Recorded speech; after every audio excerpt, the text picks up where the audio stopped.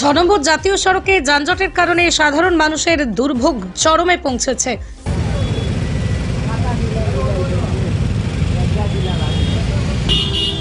মেঘালয়ের বিভিন্ন স্থানে সড়ক সংস্কারের কাজ চলার ফলে কাছাড় জেলার কালাইন থেকে মেঘালয়ের মালিডহর পর্যন্ত দীর্ঘ যানজটের সৃষ্টি হয়েছে। এতে অসংখ্য যানবাহন আটকে পড়েছে, যার মধ্যে রয়েছে যাত্রীবাহী বাস, ট্রাক, জরুরি পরিষেবা প্রদানকারী অ্যাম্বুলেন্স এবং রয়েছে স্কুল কলেজের ছাত্রছাত্রী, কর্মজীবী মানুষ, অসুস্থ রোগী চলাচলে কঠিন হয়ে পড়েছে। মাত্র কয়েক কিলোমিটার পথ অতিক্রম করতে গাড়িগুলোকে 3 থেকে 4 ঘন্টা সময় লাগছে। যানজটের কারণে অনেক অফিসগামী মানুষ সময়মতো কর্মস্থলে পৌঁছতে পারছেন না। শিক্ষার্থীদের পড়াশোনায় বিঘ্ন ঘটছে, রোগীদের হাসপাতালে পৌঁছানো দুঃসাধ্য হয়ে পড়েছে।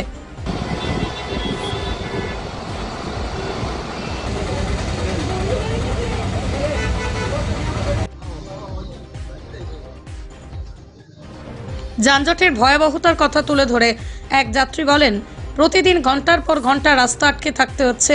এতে সময় ও কর্মদিবস নষ্ট হচ্ছে। যানজট এতটাই প্রকট যে বাইক চালিয়েও সহজে গন্তব্যে পৌঁছানো সম্ভব হচ্ছে না।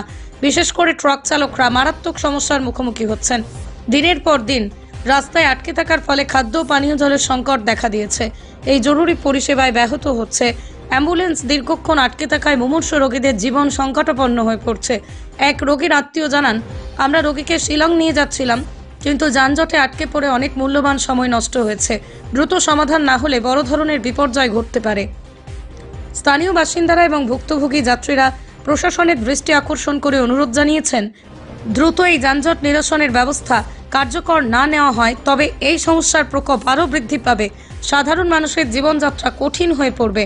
কাছাড় জেলা প্রশাসন ও মেঘালয় সরকারের প্রতি সাধারণ মানুষের একান্ত অনুরোধ, অবিলম্বে কার্যকরী ব্যবস্থা গ্রহণ করা হোক, যাতে এই যানজটের দুর্ভোগ থেকে সবাই মুক্তি পেতে পারেন। প্রায় ঘন্টা এত জাম, প্রশাসন একটু যদি খেয়াল রাখে তাহলে আমরা যারা যাত্রীবাহী এরা খুব সুবিধা হইব। জানা আছে আজকে শুক্রবার জাম লাগবে ওই কারণ, আর এদিকে ব্রিজটা ভাঙ্গা।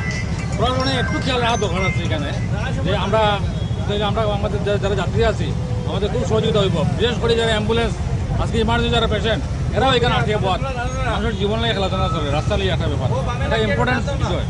এটা প্রশাসনের দিক দিয়ে আমি দৃষ্টি আকর্ষণ করার লাগে আমি সর্বোচ্চ অনুরোধ জানাই। বরাক বাণী নিউজ, গুজবে নয়, খবরে থাকুন। বরাক বাণী নিউজ নেটওয়ার্ক।